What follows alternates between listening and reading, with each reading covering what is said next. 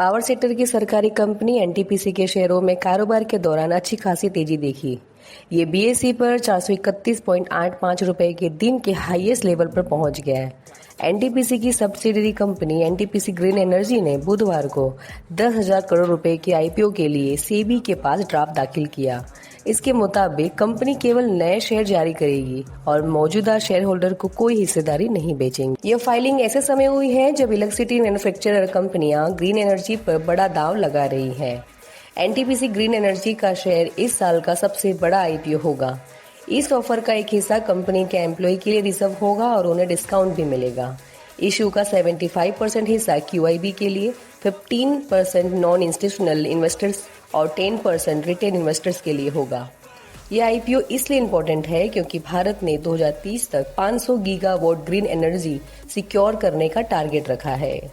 इस टारगेट को अचीव करने के लिए उसे हर साल लगभग 50 गीगावाट कैपेसिटी जोड़ने की रिक्वायरमेंट है। भारत में आईपीओ बाजार में तेजी है।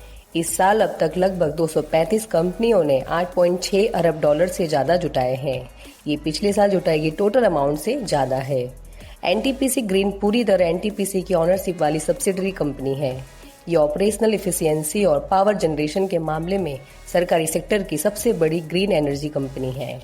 इस कंपनी के ग्रीन एनर्जी पोर्टफोलियो में 6 से ज्यादा स्टेट्स में प्रेजेंस के साथ solar and wind energy asset शामिल है। एनटीपीसी ग्रीन एनर्जी की ऑपरेशनल एफिशिएंसी 31 अगस्त तक 4,071 मेगावाट थी। इसमें 3,071 मेगावाट सोलर और 100 मेगावाट विंड प्रोजेक्ट शामिल है। कंपनी का कहना है कि इस आईपीओ से होने वाले इनकम में से 7,500 करोड़ का यूज एनटीपीसी रिन्यूएबल एनर्जी का लोन कम करने और बाकी जनरल कॉर्पोरेट ऑब्जेक्टिव के लिए किया जाएगा।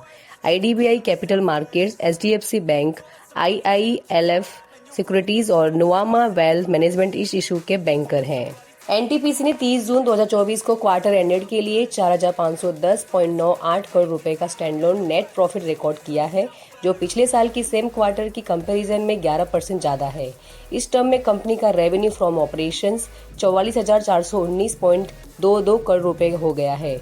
Revenue from operations year on year base पर 13.5% बढ़ा है, जबकि एक साल पहले इसी क्वार्टर में ये 39,122.25 करोड़ रुपए था।